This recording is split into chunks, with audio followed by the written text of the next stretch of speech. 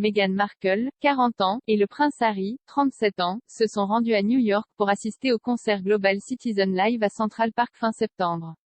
Pendant leur séjour dans la ville, le duc et la duchesse de Sussex ont également rencontré le maire de New York Bill de Blasio et la gouverneure Kathy Hochul.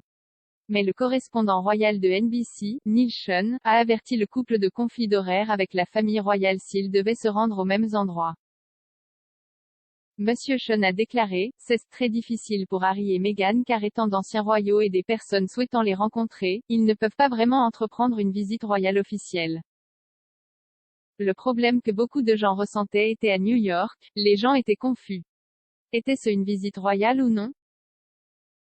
Ce que beaucoup de gens demandent également, est-ce que cela va devenir déroutant, par exemple lorsque le prince Charles, aux côtés de William et Catherine, effectuera ses voyages en Amérique?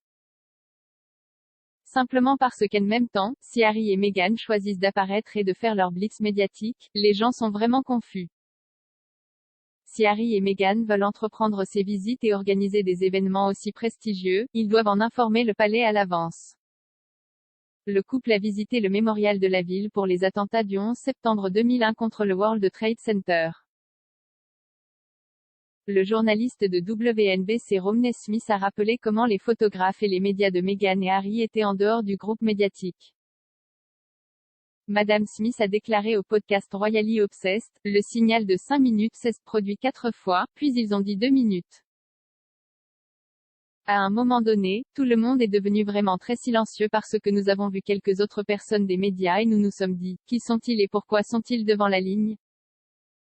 C'est à ce moment-là que nous avons réalisé que c'était vraiment 2 minutes parce que ce sont leurs photographes et leurs médias parce qu'aucun de nous ne les connaissait. Harry et Meghan ont parlé de l'équité des vaccins avec un responsable des Nations Unies avant de se joindre à un concert à New York organisé pour promouvoir le sujet. La secrétaire générale adjointe de l'ONU, Amina Mohamed, a déclaré qu'elle s'était entretenue avec Harry et Meghan de la question parmi d'autres domaines qui leur intéressent profondément, notamment l'action climatique et la santé mentale.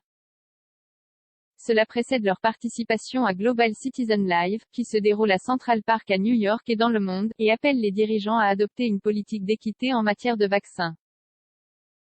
Le couple a été photographié devant le logo de l'ONU aux côtés de Madame Mohamed samedi, avec Meghan portant un chemisier beige et un pantalon avec une veste au burn, et Harry portant un costume noir et une cravate bleue. Madame Mohamed, l'ancienne ministre de l'Environnement du Nigeria, a partagé la photo dans un tweet, déclarant, en conversation avec le duc et la duchesse de Sussex.